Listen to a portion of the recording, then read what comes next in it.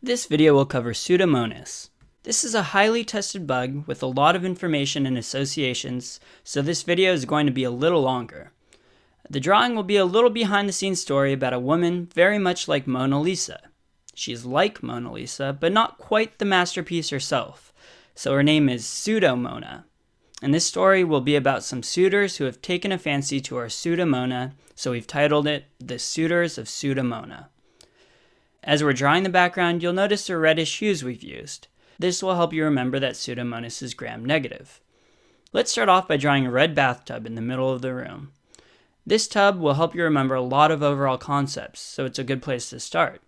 The redness of the tub and its shape will help you remember that Pseudomonas is a gram-negative rod. The water in the tub is to make the association that Pseudomonas thrives in aquatic environments. This is why Pseudomonas can cause hot tub folliculitis. I'll talk more about this later, but I wanted to introduce it now so we can put our main character, Pseudomona, inside the bathtub. Here she is, Pseudomona, relaxing in her tub. Yep, this may be a wee bit scandalous. She's completely naked. Well, actually not quite. She still has this fatty blue ring on, which you should recognize as our oxidase positive symbol. Pseudomonas is oxidase positive. It's also catalase positive, so we'll add our cat, our recurring symbol for catalase positive. And remember the association with catalase and chronic granulomatous disease. Pseudomonas is one of those bugs that really put CGD patients at risk. Just keep that in mind. There are a couple really unique identifying features for Pseudomonas that would be a dead giveaway if they gave them to you in a question stem. So we've tried our best to make them stand out. The first unique characteristic of Pseudomonas is that it produces a blue-green pigment when plated. The color comes from pyocyanin and pyoverdin, substances that Pseudomonas produces. In fact, it's produced in such abundance that it may even turn wounds blue. We're going to draw this green residue or buildup on the tub and floor to help you remember this blue and green pigment from pyocyanin and pyoverdin. Another unique characteristic of Pseudomonas is that it often produces a fruity, grape-like odor. We'll draw a Pseudomonas eating grapes. Let's put some grapes here on the table next to her. Lounging around and relaxing and eating grapes is such a classic symbol associated with the bourgeoisie of the old times. So I feel like this is fairly intuitive and will definitely stick out to you when you think of Pseudomona. The other classic symbol of the bourgeoisie is having servants. So we'll add a servant here stoking the fire to heat up more water for her bath. The air bellow she's using also happens to be a recurring symbol for obligate aerobe, which also happens to be an important feature of Pseudomonas. What a coincidence!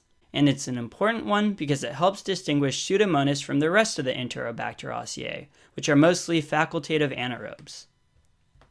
Okay, let's move on to some of the disease processes that Pseudomonas can cause. First, you should know that Pseudomonas is the #1 cause of gram-negative nosocomial pneumonia. It's also a common cause of pulmonary infection in cystic fibrosis patients. In fact, it's the most common cause of respiratory failure in CF patients. Remember in CF that patients have a mutation in the CFTR gene, which codes for a transporter that regulates chloride ions. Patients with CF have a non-functional CFTR and thus are unable to actively pump chloride ions. So we're going to roll all these pulmonary disease processes into one symbol for you. And to do so, we're going to introduce another one of Pseudomona's maids. She'll be pouring chlorine into the tub. Chlorine is the chemical used to keep hot tubs clean. But instead of writing chlorine on the bag, we'll write chloride to remind you of the dysfunctional channel of CF patients. We've also made the servant look like a nurse by adding a red cross to her hat. Making her look like a nurse should remind you of the association with a hospital, or nosocomial infections. Finally, we're having her coughing from the chemical fumes she's creating, and this coughing will remind you that it causes pneumonia in these patients.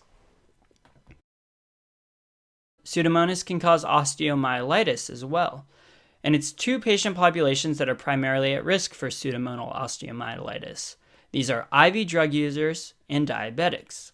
The reason it's IV drug users is because they may directly introduce the microbe into their bloodstream when using needles, and diabetics are more likely to develop traumatic injury, especially of the foot, due to diabetic neuropathy, and then Pseudomonas can enter these wounds. So we'll add some fish bones, our symbol for osteomyelitis, and have them sitting next to this jar of candy, which represents diabetics, and a mortar and pestle, which is the same symbol we use to represent drug users in our Staph aureus video. So altogether, osteomyelitis and diabetics and IV drug users. Additionally, this glass capsule that the candy is in is nice because it helps you remember that Pseudomonas is encapsulated. Another population you should associate with Pseudomonas is burn patients. If a question stem describes a burn patient, you can almost guarantee they're trying to get you to think of Pseudomonas. Pseudomonas is a feared complication of burn injuries because it's often fatal and unresponsive to antibiotics. To help you remember this association with burn victims, we'll have the maid who's stoking the fire catch on fire. Pseudomonas, being a common nosocomial infection, is also implicated in many indwelling catheter infections. So to help you remember Pseudomonas' association with UTIs, we'll add this chamber pot here in the corner of the room. A chamber pot, of course, is an old school toilet used back in the day. And you'll notice we've put it next to this nurse that signified nosocomial infections because it's more commonly associated with nosocomial UTIs. Pseudomonas can cause two types of skin lesions. The first one I already mentioned briefly before, and that's that it can cause a pruritic papular-pustular folliculitis, which is commonly associated with people using underchlorinated hot tubs. Thus, it's commonly referred to as a hot tub folliculitis. Our whole scene is depicted around a hot tub, so this should be a no-brainer for you to make that association. But the second skin lesion is slightly trickier to remember. If a pseudomonal infection gets into the circulation and causes sepsis, it can release toxin that damages tissue and causes cutaneous necrosis. These black necrotic lesions are referred to as ecthyma gangrenosum. To help you remember ecthyma gangrenosum, we're going to give Pseudomona a Dalmatian, whose black spots will definitely help you remember the black spots associated with this pseudomonal infection. Okay, there's one more disease process you have to know for Pseudomonas. I know it's a lot. It's the most we've had to deal with since Staph aureus.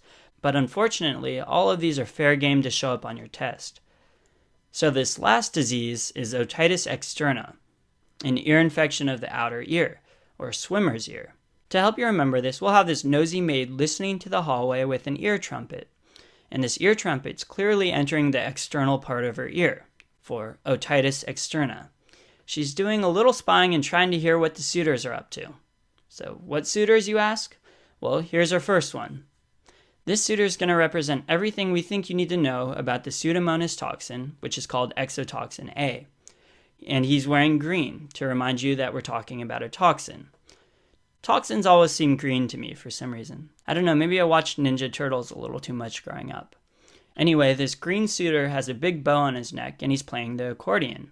And if you're going in order, then you've actually seen both of these symbols in a previous video, with a gentleman at the bullfight wearing a bow tie and playing the accordion. This is because Pseudomonas and diphtheria have nearly identical toxins, with the same mechanism of action and targets.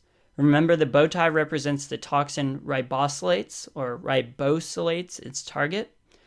The target is the stretchy or elongating accordion, which represents elongation factor 2. When EF2 is ribosylated by the toxin, it causes inhibition of protein synthesis and cell death. Okay, now let's move on to treatments. The first treatment you should remember for Pseudomonas are the anti-pseudomonal penicillins, and most notably this is piperacillin in combination with tazobactam. To help you remember this, we're going to introduce the second suitor. This suitor also plays an instrument. He's a piper, which gives you an easy way to connect piperacillin with Pseudomonas. And two other less commonly mentioned treatments that you may want to know are aminoglycosides and fluoroquinolones. Fluoroquinolones may be especially useful in the case of UTIs caused by Pseudomonas.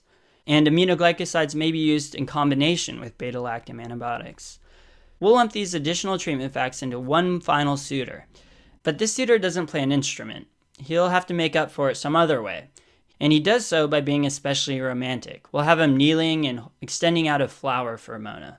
This flower, of course, is our recurring symbol for fluoroquinolone.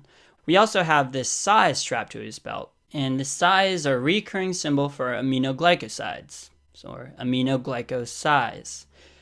And that's it for Pseudomona and her suitors. It's a long one, but if you can remember the image and story, you should be well equipped to recognize and answer questions about Pseudomonas correctly.